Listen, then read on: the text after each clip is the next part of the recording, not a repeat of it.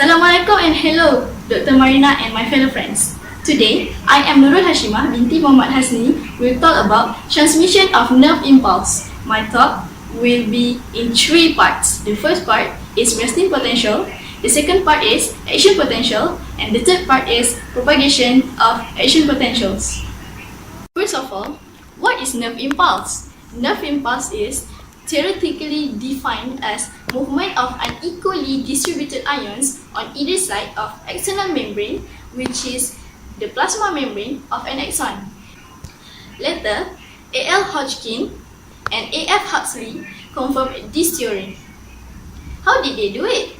Well, they and the other researchers inserted a tiny electrode into the giant axon of a squid. The electrode was attached to a voltmeter and an oscilloscope. An electrical potential difference across the membrane is called membrane potential. Here is how it will look like.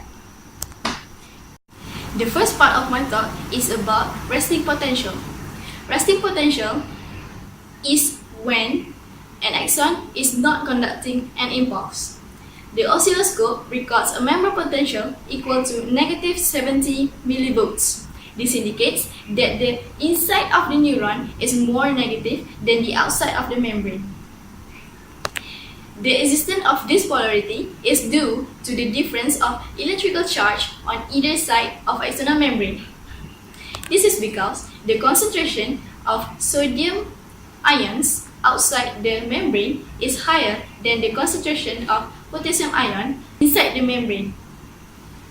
The plasma membrane is more permeable to potassium ions, so this gradient is less and potassium potential is less. The second part is action potential. Action potential is a rapid change in polarity across a portion of external membrane as the nerve impulse occurs. Protein line channels in the external membrane will open to allow either sodium or potassium to pass through. These are sodium and potassium gated ion channels. There are 2 phases in the action potential. The first phase is depolarization phase. The second phase is repolarization phase.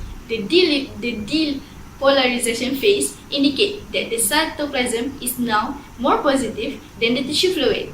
The oscilloscope will go from -70 millivolts to the positive 35 millivolts. While the repolarization phase indicates that the inside of the axon is negative again. The oscilloscope will return to the -70 millivolts from the positive 35 millivolts. The sodium potassium pump maintains this unequal distribution of sodium ions and potassium ions. The sodium potassium pump is an active transport. This pump moves 3 sodium ions out of the axon while moves 2 potassium ions into the axon. The pump is always working because the membrane is permeable to these ions and they tend to diffuse towards the lesser concentration. Since the plasma membranes is more permeable to potassium ions than the sodium ions, there are always more positive ions outside the membrane, which cause some polarity. The large negatively charged proteins in the cytoplasm of the axon also contribute to the resting potential of -70 millivolts. The third part of my talk is propagation of action potentials. If an axon is non-myelinate, an action potential will stimulate an adjacent axonal membrane to produce an action potential.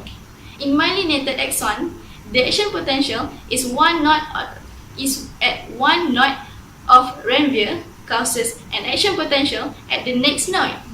The myelinate sheets has neurofibril nodes, gaps where one neurolemocyte ends and the next begin. The action potential leaps from one another. This is called saltatory conduction. Saltatory conduction may reach rates to over 200 meter per second compared to 1 meter per second without it. As each impulse passes, the membrane undergoes a short refractory period before it can open the sodium gates again. Action potential cannot move backwards, ensuring a one-way